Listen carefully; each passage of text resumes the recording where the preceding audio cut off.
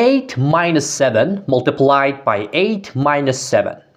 8 minus 7 is 1. And again, 8 minus 7 is 1.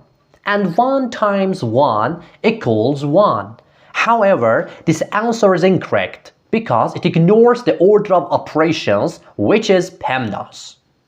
Look, PEMDAS is just a simple trick to remember the order of operations in math from first to last.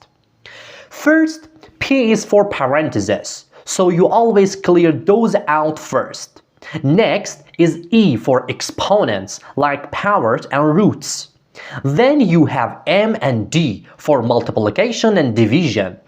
These two are on the same level, so you just solve whichever one comes first from left to right. Finally, you get A and S for addition and subtraction, which work the exact same way. You just finish them up from left to right. Please subscribe my channel and like this video. Now, let's get to the correct way to solve 8 minus 7 times 8 minus 7. According to PEMDAS rule, multiplication comes first. So 7 times 8 is 56. That turns the expression into 8 minus 56 minus 7. From here, we just go from left to right.